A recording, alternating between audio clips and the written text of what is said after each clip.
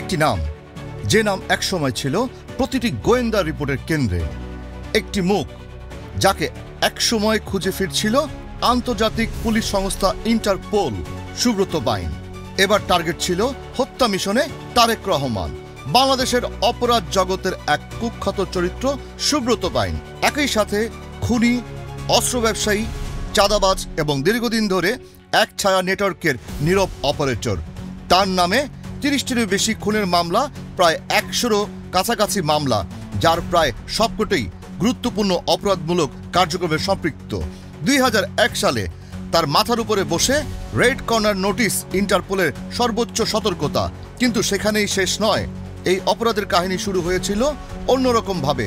২০০১ সালে সে ভারতে পালিয়ে গিয়ে আশ্রয় পায় দেশটির গোয়েন্দা সংস্থা ইন্টেলিজেন্সি ব্যুরো এর ছায়ায়। সুব্রত হয়ে ওঠে তাদের একটি ছায়া অস্ত্র, যাকে ব্যবহার করা হয় গোপন হত্যা মিশনে, বিচ্ছিন্নবাদী নেতাদের খতমে এবং ছায়া রাজনীতির খেলায়।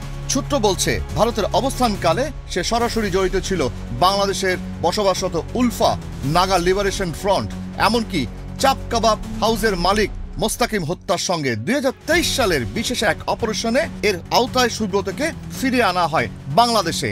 কিন্তু উদ্দেশ্য ছিল শুধুই ফিরিয়ে আনা নয়, তাকে নতুন নামে, নতুন পরিচয় বিদেশে পাঠানোর প্রস্তুতি চলছিল, বিশেষ করে যুক্তরাজ্য তারেক রহমানকে গুপ্ত হত্যা মিশনের জন্য। কিন্তু ৫ই আগস্টে ২০২৪ সবকিছু বদলে যায়। সরকার পরিবর্তন, ক্ষমতার পালাবদল এবং সেই সাথে হারিয়ে যায় সুব্রতর প্রোটেকশন। আসছে ঢাকায়, রাজধানীর বুকে সাধারণের ভিড়ে লুকিয়ে থাকা এক চেনা অপরিচিত মুখ। সূত্র জানায়, সম্প্রতি সে যোগাযোগ করছেন মতিঝিলে আরেক শীর্ষ সন্ত্রাসী ইখতিয়ারের সঙ্গে।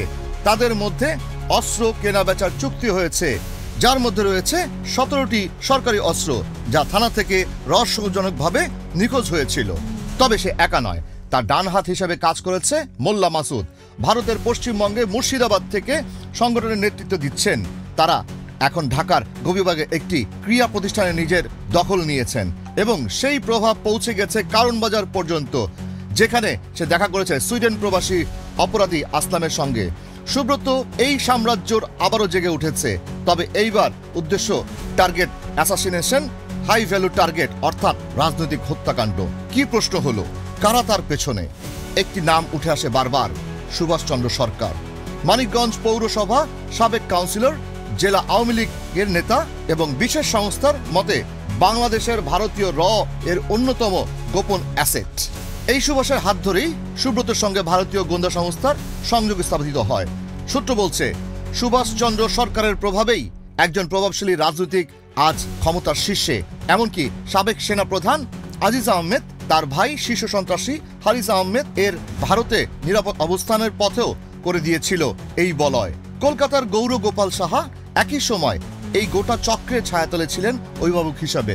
তবে কোভিডে তার মৃত্যু ঘটে, কিন্তু চক্রটি আজও সক্রিয়।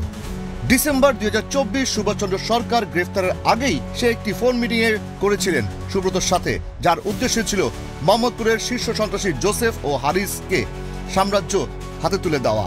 কিন্তু সেই পরিকল্পনা থেমে যায়, তবুও থামে না সুব্রতের পথ চলা। অন্ধকারের ছায়া আজও সেই সক্রিয়। নতুন চেহারা, নতুন নাম, ত্রিমতি সুব্রত বাইন। প্রশ্ন রয়ে যায়, একে থামাবে কে? আর কতকাল চলবে এই ছায়া অপারেশন?